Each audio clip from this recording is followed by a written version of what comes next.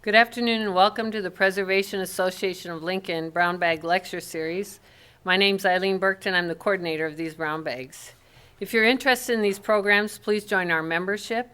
To join, you can go to preservelincoln.org. Today is the 16th in a series of lectures with Jim McKee. Support for this series is provided by Speedway Properties. Please join me in thanking Speedway Properties for their generous support of the videotaping and other expenses associated with this series.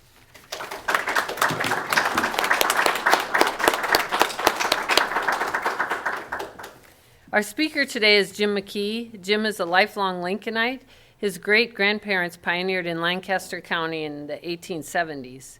Jim has a bachelor's degree from UNL and operates J&L Lee Company. He has also written several articles, over 1,000 articles and books on Lincoln and Nebraska history. Jim is on the Nebraska State Historical Society Board of Trustees and also serves on the City of Lincoln Historic Preservation Commission.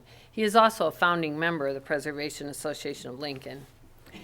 This is the 16th in a series of talks over the next couple of years. The series is titled Jim McKee's Complete History of Lincoln, and this is program number 16. Jim invites you to ask questions during the program. Please join me in welcoming Jim McKee.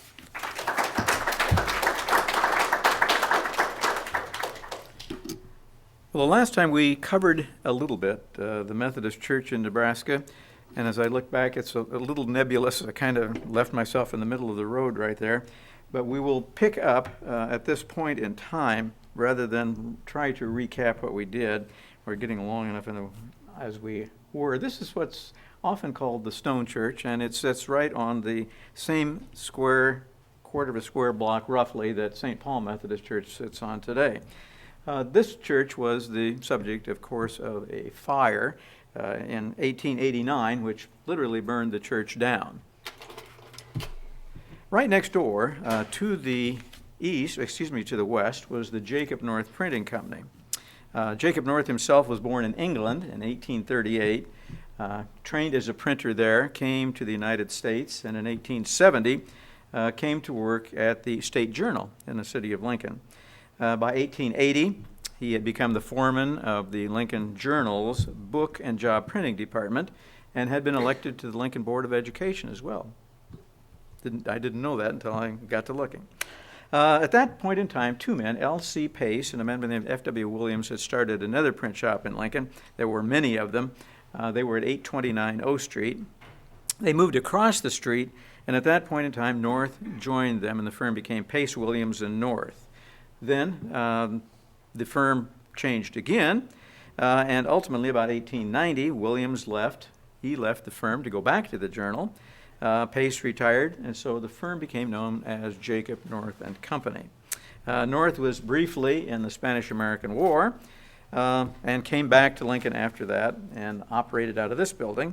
Right next door, between the Masonic Temple, I should say, and First Methodist, later St. Paul Methodist Church, which is on M Street.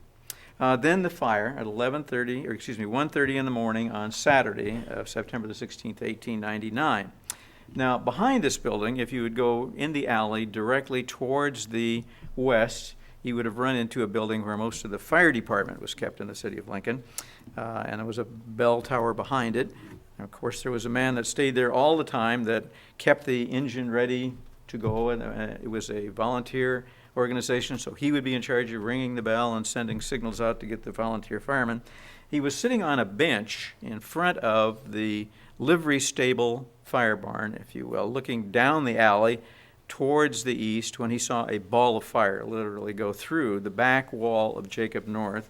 And of course, he immediately alerted the fire department. They jumped into service and came running to the fire.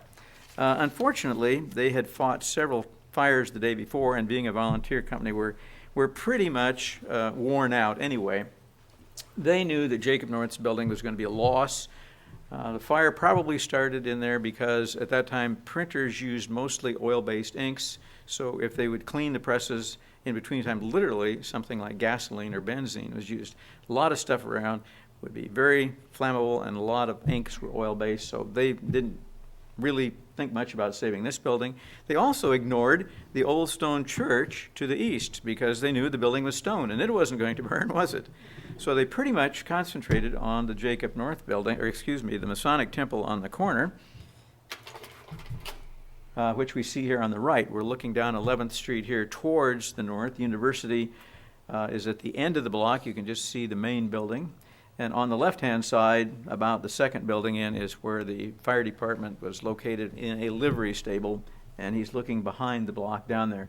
The fire was extremely hot, burned the building pretty well, and one of the things that the newspaper talked about was the fact that the bell, which was up above the clock, fell into the sidewalk, which was made of stone, and embedded itself over a foot in the stone sidewalk. So it was a dandy fire. What they didn't realize, of course, is that that stone building on the other corner, First Methodist St. Paul Methodist Church, although it was made of stone, the rafters came out from under the roof, and the fire was so hot from Jacob North that it ignited the ends of the rafters. The fire went up into the attic, down into the building, and while they practically didn't realize it, the interior of the building burned, and the building literally burned to the ground itself. Because everything inside a stone building, of course, is flammable, in addition to the windows and the doors and the desks and everything else. This is another shot of the same building. We're looking at the west elevation, looking towards the east here. The Masonic Temple is on the right-hand side. This is the new and improved St. Paul Methodist Church, which is built right after the fire. This is the one you would recognize. The only difference is that at this point in time, it has up on the top the sort of bulbous and then the pyramidal top to the bell tower. And there are no bells in it at this point in time. The bells will come along later, as we will see. And Ed pointed out that apparently some of the windows, not the glass, of course, but some of the windows from the old building were moved into this new building, or was it Matt? Okay, I thought it was Ed, but yeah. So when you look at the building's alley, when you look at the north elevation of the building, you can see those stone frames. Those windows came from the existing building, the pre-existing building, I should say. The bells came in, I think, 1901. They dedicated the bells, and these were an honor to McKinley.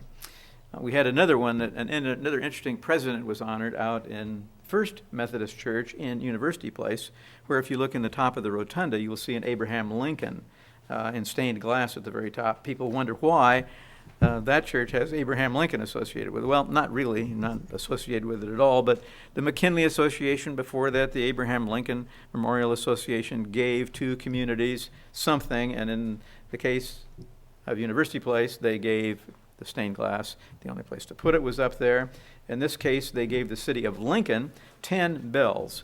These 10 bells are technically called a chime, not a carillon. A carillon is a specific number of bells and a specific number of octaves.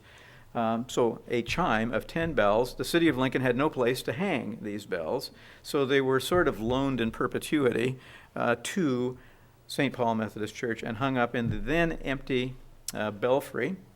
And that's when they took off the dome on top. I think that's right, isn't it, Matt? You were the one that did the research on the dome. I think it went off at the time the bells came in, thinking that the wooden belfry would not support both the weight of the bells and that dome.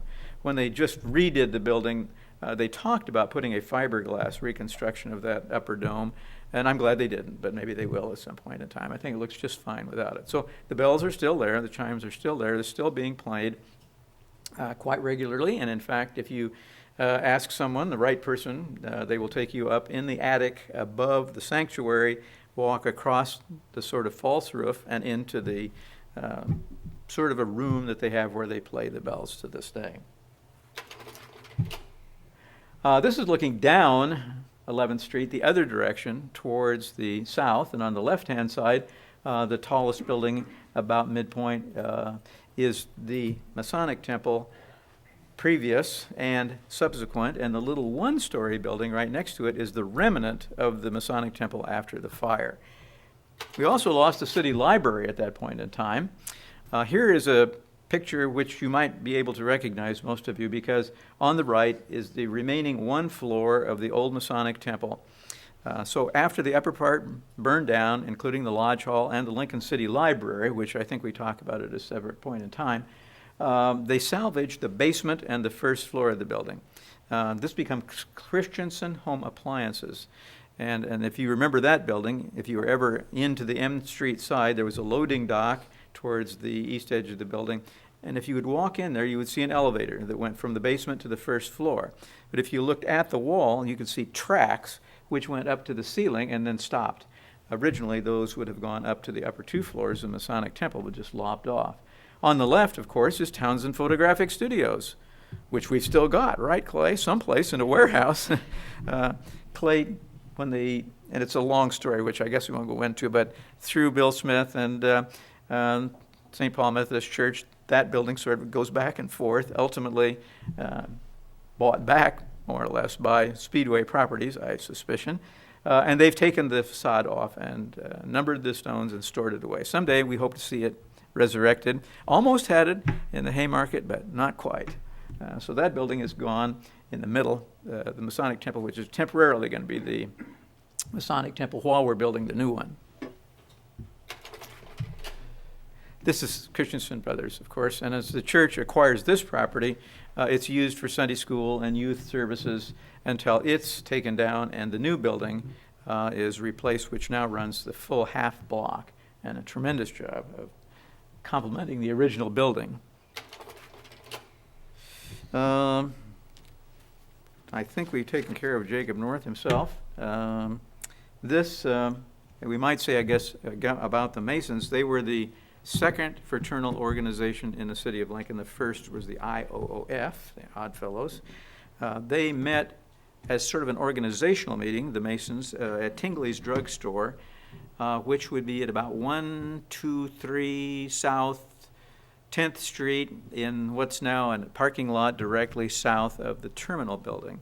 That's where Tingley's Drugstore was, and we probably mentioned that about 16 sessions ago. Tingley's was one of the first drugstores in the city of Lincoln, and it was built at a time when the city was no longer Lancaster, had become Lincoln, and was growing very rapidly. When every building that was built, literally, if it had a room above, it had people living in it, maybe the person who's operating the store below, and maybe it was rented out because they couldn't build housing stock fast enough. But Tingley's, for a brief period of time, left the second floor empty so that it could be used by organizations. And in fact, we didn't call it the city council then, but what amounted to the city council would have met up there. Probably even a court might have met up there. But several of the original fraternal organizations met up there, including the IOOF and the Masons. They met up there. They organized shortly after their first meeting. They organized in 1868, and then they started meeting at Lars Hardware. They moved to the First National Bank, moved all over until 1882, when there were four Masonic lodges in the city of Lincoln. And they went together, the four of them, and built the building that we just saw burned to the ground in 1889. Then in 1901, they moved next door to what we call the Webster Block briefly, while their new building on 17th and L was built, and of course that's where the Masonic lodges now are headquartered, other than the ones in the suburbs. Now we're back to the city of Lincoln in general. This is the Grand Hotel. It was on the corner where today we would see the entrance to the Lead Center, so the northwest corner of that intersection. 12th and Q was built in about 1888 as the Grand Hotel. It was remodeled in 1901 when they added a great many things like electricity and bells and steam, they said, an elevator service. And the bells, I think, were a bell in each room where you could call the bellman, and he would come up and carry your luggage down or whatever. At that point in time, rooms were going for $1.50 a night and up. They also, in this building, had a 100-seat capacity dining room towards the right-hand side or towards the north, which was one of the places to eat in the city of Lincoln. But at this point in time, too, we have the University of Nebraska cheek by jowl to this, and they had been promising since 1869 parents that they would build dormitories. Now we're up to the 1883, 1884, 1885 bracket. They still haven't built anything. And they will come along ultimately and buy this building from the hotel and change it into the women's dormitory building. It will last till about 1908. something like that. The university's bought it, but then they're going to sell it back. And they keep telling people they will build dormitories. They still haven't built dormitories. They sell it back and it becomes a hotel again. And in fact, the dormitory system wasn't really started until 1927. So from 1869 until 1927, promises were flying, but nothing was happening. On the other side of this building, right on the edge, which would be the west edge of the building on the first floor, was Mrs. Roke's dining room. I remember a little bit later on as Lou's Bluebird Cafe. Some of you remember that, and when I was in university, Lou's Bluebird Cafe was a great place to eat lunch. She was famous for her pies. The building was more or less emptied of hotels, and Mrs. Rokeby and Roby, and Lou's Bluebird Cafe survived after the hotel portion closed for a while. Then in 1958, the hotel was declared a fire hazard, and in 1960 it was torn down, and the university bought it back again. And this time they paid $50,000 for the land underneath it. So they should have kept it in the first place. They could have saved money. Lou's Bluebird Cafe moved out on 27th Street near Holdridge, and it's changed several times. It's gone now, and I think last I knew it was, I think, a Mexican restaurant. I'm not sure. So Lou's is gone forever. And this became then ultimately a paved parking lot and then torn down as the corner, the open area where the Lead Center sits today. This is the Sheldon Mansion, which is up a ways. If we look all the way back to the 1860s, early 1870s, what's later going to become the city of Lincoln, this was just tall grass prairie, northwest corner of 14th and R Streets. On the 1870s, a small house was built on this property. And to look at the man who's going to build this house, his name was Frank Sheldon, Frank L. Sheldon. He came to Lincoln in 1880. The population of Lincoln at that time was about 13,000. He came from Iowa City, where he'd been trained as an attorney. He lived at 14th and Q Streets for a while, mostly in insurance and being an attorney. Then within a few years, he started the Lincoln Street Railway system. And he also built the Sheldon Block, which was a business block downtown. 11th and N. Then he built another building next to the Windsor Hotel, just to the south of it, which would be 216 North 11th Street. Now that building is directly behind or to the north of what we call the Lincoln Chamber of Commerce building, which now has Misty's on the ground floor. And that building, which he built, later purchased by Walton Ferris, was renamed the Walton Building in 1952. It's still there.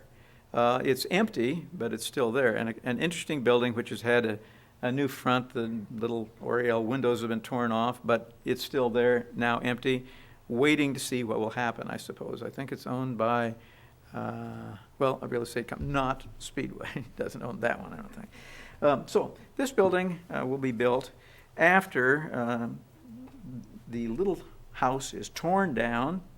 And Mr. Sheldon has just come back from a trip to Italy, and he's seen housing stock that he liked there. So he hired an architect in Lincoln by the name of William Gray, who I don't know much about, don't see much of anything else comes up from him, but Ed knows him intimately. Sheldon Block.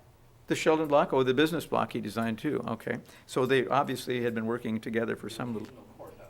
Sir? The occasional courthouse. Oh, okay, but not in Lincoln. Okay, courthouses, okay.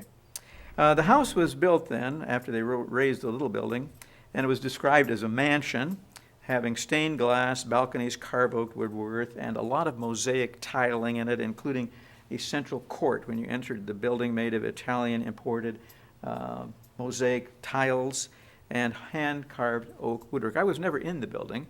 I thought I had been at one time, but if I was, I remember nothing of it.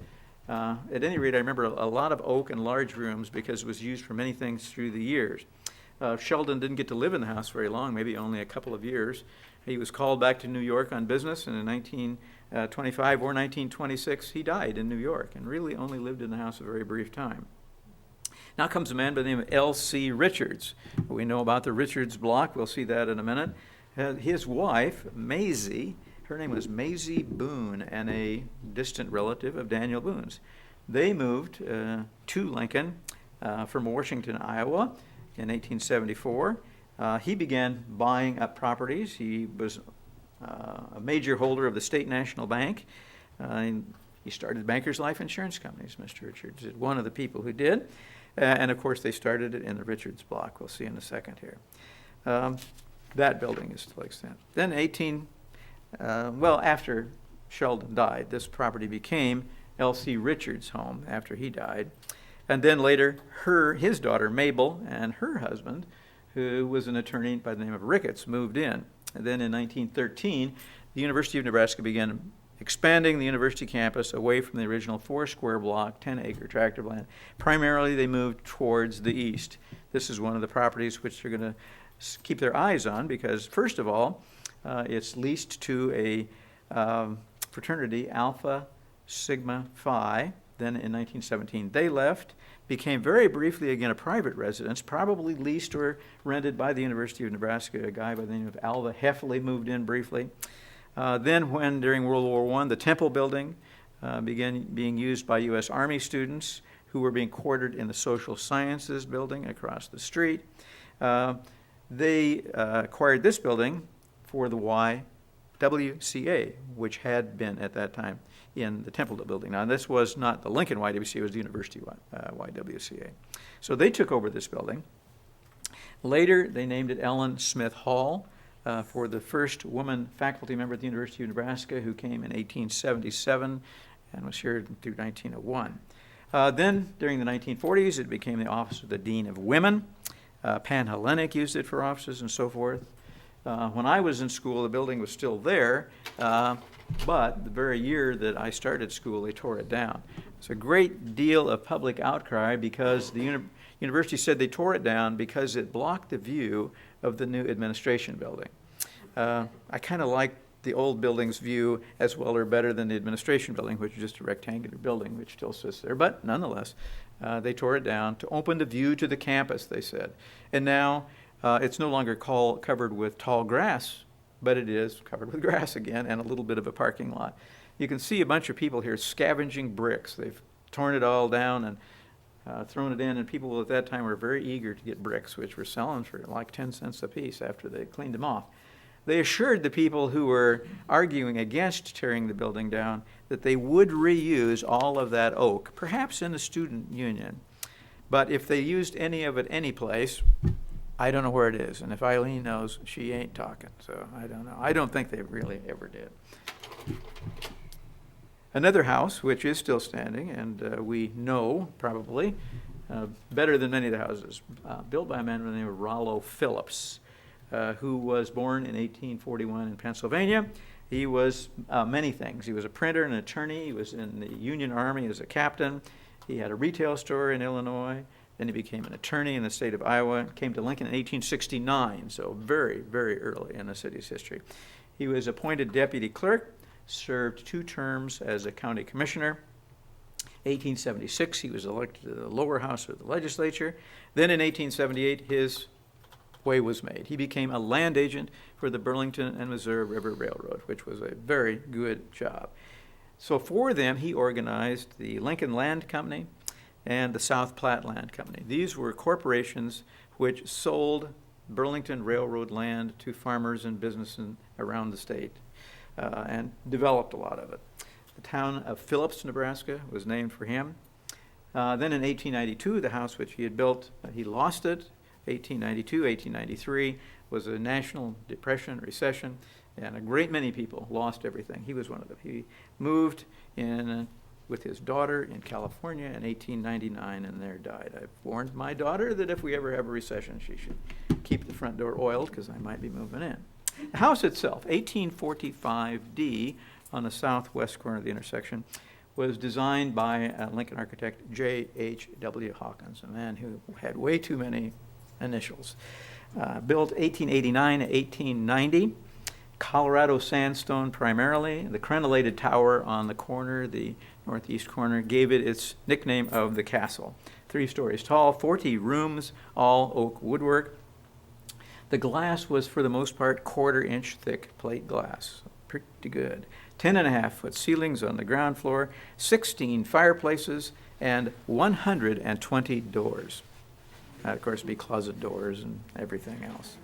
In the basement, over in the southwest corner of the basement, was a large fireplace which you could walk in, and I presume it's still there. It was still there the last I knew. You could literally walk into that fireplace in the basement, and it was designed really, I suspicion, for cooking, so that if Mr. Phillips had ever shot a moose or an elk or something very large, they could have cooked it in there, I reckon. Don't know that they ever used it. The sidewalk outside is interesting. You've walked around the house perhaps and maybe never looked down, but if you do look down at the sidewalk, because it is not concrete or cement, it is red Colorado sandstone, big blocks of stone. Really neat. And the house had all copper guttering, so it's worth a fortune just for that. Cost supposedly $60,000 to build. Also a 3-story carriage house to the back of the house. And this is an early picture showing the back of the house and the carriage house, and this is probably a picture of Charles Ogden Whedon, a banker in Lincoln. And of course, during depressions or after depressions, who gets all the property? Well, the bankers come and get a lot of it. And Mr. Whedon got the property and lived there for a time. Later it was owned by Lois Bizet Pegram, then Bob Venner, who was a city safety officer. And he was also operating in this house kind of a nursing home, I guess would be the way to put it. Not exactly an apartment and not exactly a full nursing home. He sold it then to Marcia Lagging Cummings and her brother, who planned on restoring the house. He was either in the architecture department or the art department at the university, I'm not sure which. But they planned on restoring it, but discovered how much it was going to cost. And they sold it to Ed Peaks and David Hunter, who did restore it and did a remarkable job of it. The house is not quite in the same configuration that they restored it. Some of the smaller apartments have been now knocked together to larger ones. This is one of the fireplaces. This is during the reconstruction, exterior during reconstruction.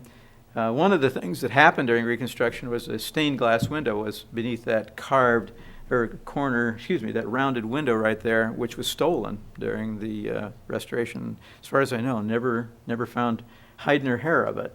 People steal stained glass windows. First Plymouth Congregational Church had in their walkway between the chapter house and the sanctuary, one of the stained glass windows from First Congregational Church, when it was on 13th Street, had been given to the church. They hung it in that hallway, and one day it disappeared. So stained glass window is better get it nailed down. The house is still there, and as I said, has been pretty much divided up into apartments, as has been the carriage house. It's pretty intact, and they did a remarkably good job of restoring the house. Hunter and Peaks did. The next house belongs to John Fitzgerald, who was, among many things, associated with the Irish National League. He came to the United States after being born in Limerick, Ireland in 1828. He came in 1869, not to Lincoln, but to Plattsmouth. He was primarily a contractor then.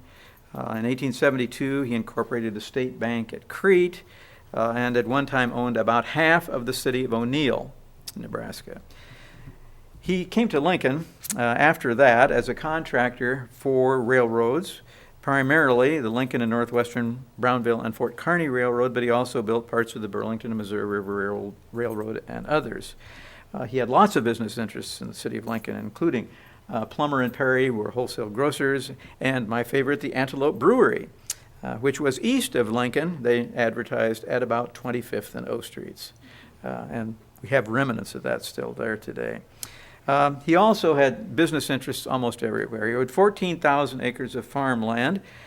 He organized the West Lincoln Brick and Tile Company, the Lincoln Transit Company, Nebraska Stockyards.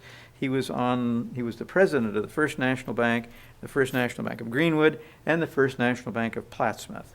In the 1880s, at some point, he acquired a tract of land that he described as from 17th Street to Fitzgerald Avenue, which we now call 20th Street, from A Street to D Street, and probably to the north of D Street a little bit. The house was built kind of in the middle of that property, faced towards the west. He noted it as between B and C Streets, and I guess maybe about 20th Street. I don't know whether it was on a street specifically or not. It just sat in the middle of it there. And he had apple orchards, which went from the north of the house through apparently where First Plymouth Congregational Church sits today. He also was greatly interested in the Irish Land League, which became the Irish National League, which was a United States organization supporting Ireland, and they chose Patrick Egan of Lincoln as their president for the United States chapter. Then Fitzgerald succeeded Egan as president in 1886. He also decided to run for the mayor of the city of Lincoln. In 1885, he ran against C.C. Burr and also H.W. Hardy, who owned the furniture company. He lost, so naturally he sued, but he did not win. He died on December the 30th of 1894 in the House, died after a long-standing illness of what was called brain trouble. I don't know exactly what that meant, but other diseases as well entered the picture. At one point in time, his wealth was estimated at over $3 million, which would have been a fine chunk of change at that point in time. But probably, again, that same depression of 1892, 1893, 1894 wiped him out, and said that he was not penniless, but had literally wiped out his entire fortune. And his wife, May, at that point in time, began selling off the property around the house and built a smaller house herself at 1971 D Street and moved there. Some of this may be apocryphal, but it is noted that the day she moved into the new house on D Street, this house burned to the ground. And when it burned to the ground, they discovered in the basement that a lot of ammunition, rifles, and so forth had been stored there. Mr. Fitzgerald was sort of gun running. He was exporting guns and ammunition to mount a raid on English forces in Canada, and from there he was shipping some guns from Canada to Ireland to attack the British. So we think of that brouhaha as being something new. It's been going on for a long time. Rumors abounded because apparently if it did burn on the day she moved out, a lot of rumors are going to come about. But we don't really know the entire story, and never will. Last I knew, there might have been a few catalpa trees left that stood around the house, and if they're there, I think the city of Lincoln, if they're on city property, they're probably chopping them down as they find them. Are there any still left that you know? There's still some down on 19th Street. 19th Street. And of course, at that time, Fitzgerald Avenue was renamed 20th Street. And we'll talk about the other Fitzgerald Mansion, which stands on the corner, would be the southeast corner of 20th and D. But it's no relation at all. One Fitzgerald has a capital G in the middle, and they don't speak to the other Fitzgeralds. They're not even slightly related. Some of you remember David Doyle. David Doyle, who was Bosley on Charlie's Angels. He's a relative of the Fitzgerald, and so they sort of live on. The house doesn't, but maybe a few catalpa trees. They're terribly messy trees, so I think the city's probably justly getting rid of them as they can. The Palace Livery Stable still stands, doesn't it, Clay? 1131 M Street. It was established in 1889. This is from a 1923 advertisement for the firm, at which point in history they hired 10 men to work for them, 2 stories tall, and this building had cost $20,000 to build originally, so a very well-built building in 1889. They added on to the back of it, which doesn't show in this picture. They said they could board 100 horses, and they also sold buggies and carriages. Now, in Lincoln at that time, in the 1800s, in the early part of the 20th century, there were a lot of livery stables. Because if you can imagine, everyone who worked in the city of Lincoln, say a businessman, he would arrive in the morning with his carriage. Now, what are you going to do with it? If you parked a horse and carriage on the streets, it would take up probably about 2 or 3 parking places parallel. So you couldn't just leave them sitting on the streets. So livery stables started developing. At least 2 of them are left. We had a third one which got torn down not too long ago, but 2 of them are still left. This one does still stand. It was later owned by Back to the Bible. And now, I don't have, unfortunately, a really current picture of it, but this is it before Speedway Properties remodeled it again. And for a time, the Lincoln Chamber of Commerce was in part of this building. I'm not sure that they're still there now. The building to the left is Back to the Bible. The building to the right is the first home of the Lincoln Star newspaper. And I think it is still a beauty college. Lincoln Star newspaper will move from that building to the left or to the east to the large building on the corner, and then will ultimately merge with Lincoln Journal Star, sold to Lee Enterprises, but another story entirely. So this still stands, and for a time it was still used as a parking lot. You can see the front doors on it. Now it's all office space. Need to get a more current picture. The other one, which you may not recognize from this picture, stands just a very short distance away. This is on L Street, 1024L, so it's on the right-hand side of the block. We would not recognize it from this picture, but if you see it today, you can see that it is still there. It's the Green Gateau's party room, and for a while they had their bakery in the back of it. Rather remodeled, we might say. Another building which there are a few tiny little ghosts left, but almost nothing. And now we can move over to Ann, because your family, I think, Bud's family, will explain it.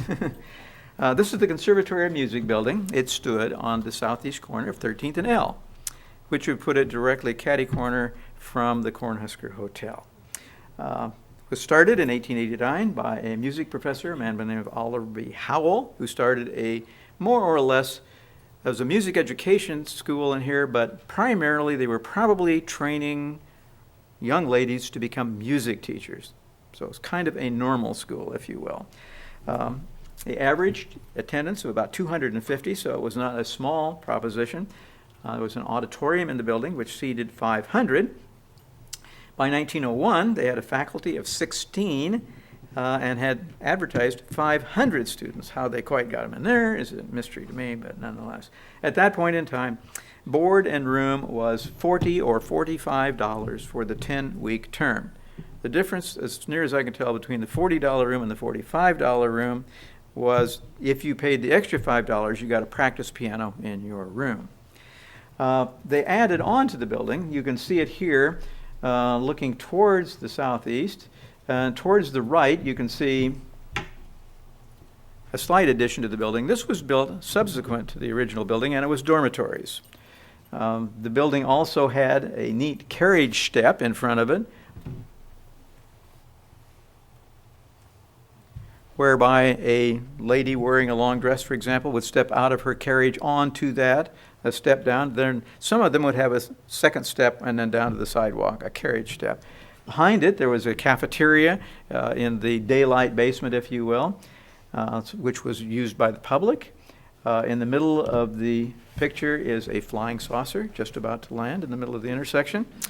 This is a electric light which was placed there. Some of the downtown intersections, and at least one in Havelock and a couple of others, used this type of electric lighting. Very brilliant. So, after the building is used until 1907, another national depression comes. It folds. One of the things that probably happened here is not just the depression, but also the fact that a lot of competition to privately owned normal schools has come about. Western Normal School and others are beginning to fail, with Union College having a normal school, Nebraska Wesleyan having a normal school, University of Nebraska having a normal school. So the need for private institutions becomes less all the time, and probably that's what happened in 1907. All we know is that in 1907 the business failed and Professor Howell disappeared. His wife was still here, but Professor Howell and, strangely, his secretary both disappeared and were never heard from again. About the only use the building had for quite a while after that was they used the auditorium for plays and so forth. Then the building was torn down and a one-story concrete block building was built in there, which had Ted Butterfield's interior design in it. Later, it will be an Italian restaurant. Tony Domino's brother will have an Italian restaurant in there. Then later, there will be a Chinese restaurant. It will be KLIN Radio, I think it was in there for a while. Then Ross Perot has his headquarters in there. The Chinese restaurant lives on. A.T. Edwards is in there, that's right. See, I knew once you figured out where we were, you'd remember it. And this is a property which now is owned, I suppose, by Provident, and they plan, the family, okay. The plans at one time were to build a high-rise, maybe 5 or 6 story building in there. Can't be too tall because it's by the Capitol. I'm sorry? It's by the Capitol, so it can't be very tall. Well, whatever it is, you will build it as high as you can, all right? The question was, where will this be a building and how tall will it be? And Ann points out it'll be as tall as we let it be, but because it's within the confines of the Capitol, we know it can be, it's a prescribed height, and I'm not sure what it is. Well, can it be 5 stories? 57. 57 feet. Okay, mark that down, Ann. 57 feet. Remember that. And also the apartment building directly to the west would configure into this as well, about a quarter. Is it to the east? Is that the Cornhusker, I think they call it? I'm not sure. Just L Street. Okay. And it's kind of a neat apartment building, too, so if you want to see it, you better get down there before Bud gets out his hammer. And, of course, on the right side of this picture would be the old Trixie's IGA, which then became Provident Savings and Loan law firm in there now. Okay. Well, and a trust, First Nebraska Trust. Oh, okay. Ann points out it was First Nebraska Trust for a while. And after, No, now. that's what it is now, after Provident Savings and Loan. Okay.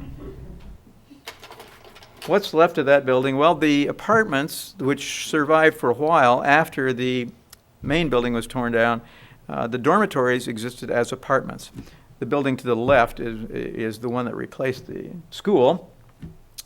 This building, when they tore it down, left tiny little remnants of the first building sticking out. And I don't know whether I have a picture of them or not. This went down, I think, in the 80s. Yeah, I don't have a picture of it. Very little. Ann? And we did have architects come in and try to see if we could possibly keep the building, restore it, and make it an extent. Okay, Ann points out that you, an And it was not a viable. now, this wasn't the conservatory building, but the apartments? The apartments, The yeah. apartments. Ann points out that they hired architects to see if they could salvage the apartments, but there probably just wasn't enough architecturally sound or interesting to warrant it. It just wasn't logical and practical. Yeah, it wasn't at all logical or practical, I would say, because it was just the remnant of another building anyway. Okay.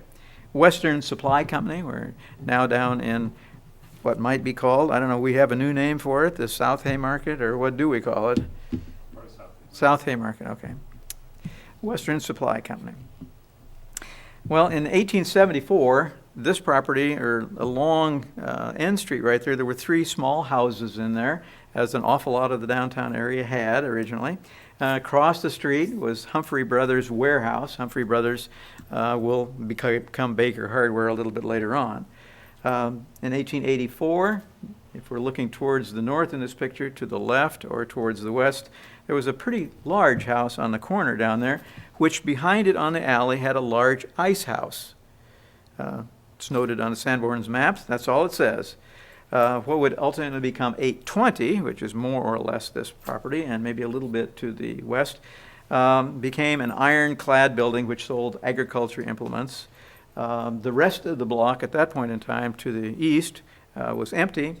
1886, the big house to the left became a boarding house, and they enlarged the ice house. Later on, that's going to be more interesting as an ice house. 5 years later, the implement building was torn down, and pretty soon the Pabst Brewing Company, or beer company, goes down and occupies the ice house. We finally figure out what's going on in there.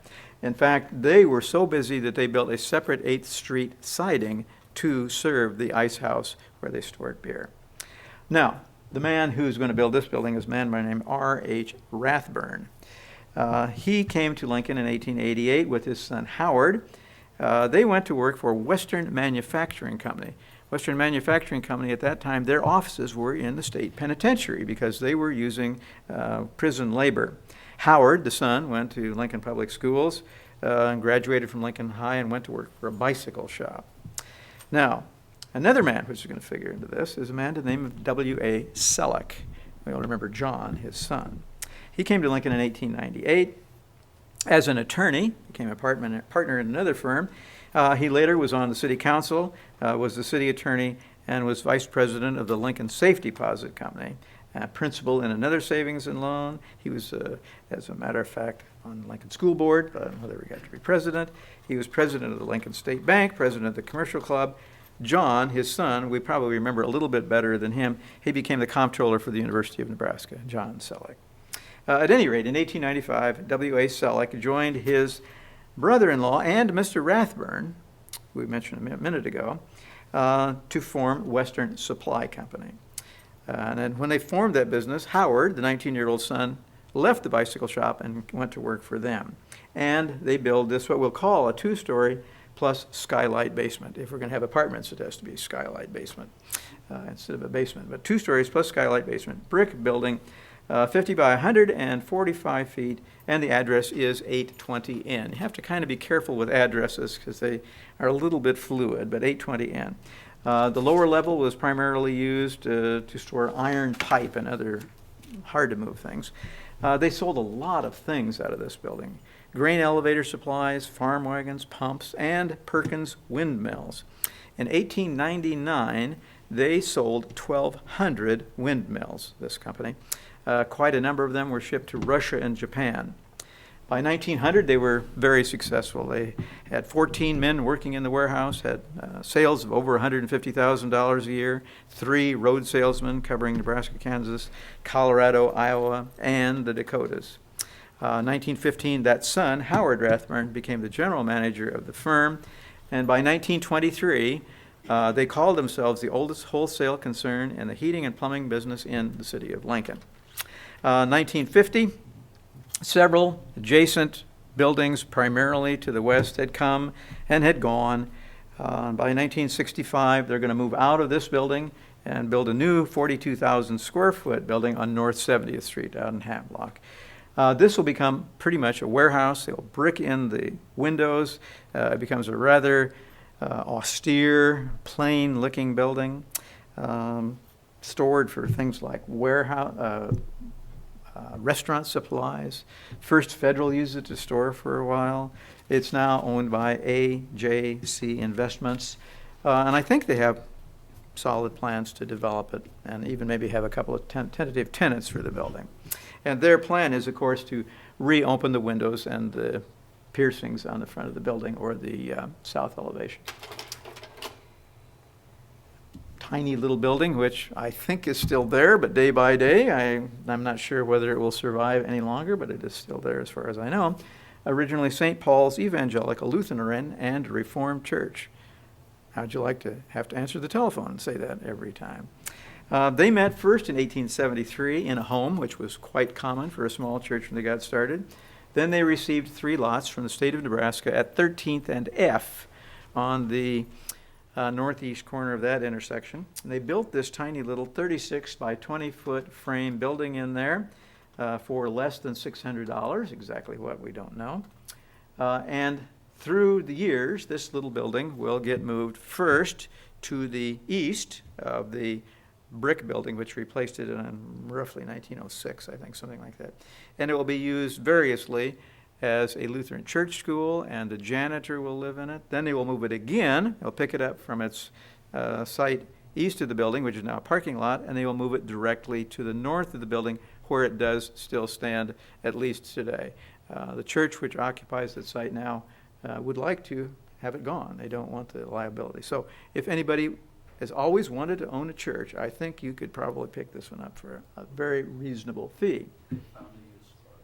Sir? They found a use for it. Oh, Ed says they have found a use for the building. Well, of course, they had used it as a chapel before, so it would be nice to use it. It has no heating or air conditioning in it. Maybe electricity, I'm not sure. One of the ministers in 1890 at that church came along was a man named Henry Heiner. And in 1882, his daughter, there in the middle of the picture, died of scarlet fever, which would be a sadness anyway, but you all know her name, although you don't remember it. Her name was Tabitha Heiner. He quit the pastorship at that point in time, roughly, about 1882, 1883, and he begins buying property at 46th and Randolph, starting with 4 square blocks or about 10 acres of land, where he begins an orphanage which he names in his daughter's honor, Tabitha Home. The first major building is built on that site, on the north side of Randolph Street. 1889, it becomes not just an orphanage, but also a home for the elderly. and he buys property then across the street to the south, across Randolph Street. And Linda says this is the old codgers. They've set up gardens over there. And of course now that's still part of their property, but they have houses, duplexes, and kind of a high-rise apartment complex in that area. Some of the orphanage residents.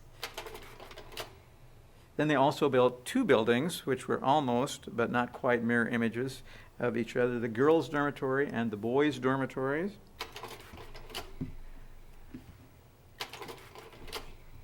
Then they will build more or less around the original building, a new building.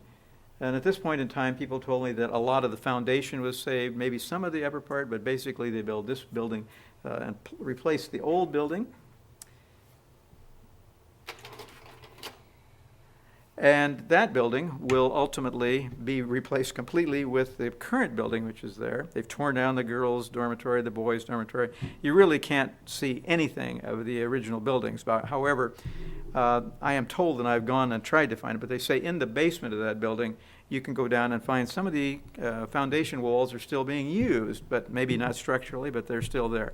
I can't find them, but maybe they're there, maybe they aren't. I don't know. So 1960, the orphanage function closes. The boys' dormitory and the girls' dormitory, both built in 1937. In that time, people used to ask me every time I spoke, what happened to the playhouse? There was a playhouse by the boys' residence hall, and they moved it a little bit. It's about 6 blocks, 8 blocks, no, more than that, closer to a mile south. It's behind a house on 48th Street at about 48th and Pawnee, something like that. You can still see that little playhouse. We are at a point where the next thing we want to talk about is the corner of 13th and O. And I think we'll start it and talk about the Tucker Meat Market, but forego starting what is going to be a huge program about Miller and Payne's. So the Tucker Meat Market was one of the first businesses to be located on the southwest corner of 13th and O. Came about probably in the 1890s in this picture, maybe a little bit before that. It's an interesting picture, too, because we can see that there are storm sewers, but a lot of the storm sewers in Lincoln are on dirt and gravel streets, which must have been a kind of an interesting problem. So the Tuckers will build this building, and we'll see what happens to that building next time, a month from today, as it slowly but surely becomes Miller and Payne's that we know today. So I think rather than start, we have about 5 minutes left for questions, and that would be a good place to see if there are any questions. And once again, I have answered every single question. No, Ann. Well, you said the name Heffley, and it was probably halfway through the talk, and I don't remember exactly what part of the talk. She's asking about a name I said, and tell me again. Heffley. Heffley. Mr. Heffley lived very briefly in a house, but we don't know. I don't know anything about him. Heffley. Well, there's some relationship to the Seidels, and I'm going to have. Oh, okay. Ann says the Heffleys are related to the Seidels. I'm not, there's some, I'll Well, we'll find, before we answer the question, we'll find out whether they were scoundrels. Exactly. Okay. We'll come back. Well, yeah. Well, everybody in Lincoln is related to everybody else. And Rhonda Seacrest liked to point out that in the world, they say it's 7 degrees of separation, except in Lincoln, Nebraska, where it's 1.5. Everybody. So you always got to be careful about what you say about Mr. Heffley or anybody, because they're probably related to somebody. Yeah. Okay. Another question? Yes. There was a mansion at 20th and F in Lincoln, and it kind of had a round front porch thing, and had a separate carriage house, and we lived right across the street from it. The Clark House? Well, no, that wouldn't be F. Yeah, it would be, sure. Clark Leonard, right? The Clark Leonard is still there. Yeah, it is, I think. Yeah, and if we, asks about the house on 20th and F, which would be the southwest corner of that intersection. It's still there, and if we haven't covered it, we will cover it. And I will tell you that the house is extant. The carriage house behind it burned to the ground, and the one that sits there now is a replacement. And it had a fire. That I didn't know. He says it also had a fire, so. Yeah, it didn't damage it much. But Okay. It did have a fire. Okay. You sound very well acquainted with that area. We lived there. Okay, great. And I remember the chap that lived there before. He was an Army officer, but I can't remember his name. Anderson, Ferd, yeah. Maybe you acquired the property from Ferd Anderson, I don't We know. just rented an apartment Oh, okay. across the street. All right, well, a friend of mine lived up in the top of the billiards, the round corner, up in the top in the round room for a while. And I don't know what's up there now. Okay, we will cover that if we haven't already. Is another question? Clark Leonard. Another house that was acquired by banking interests and built by, of course. If not, we will be back if it's not exactly a month from today, it's at least on the correct second Tuesday of next month. We will be here. And pick it up, and we'll be talking first about Miller and Payne.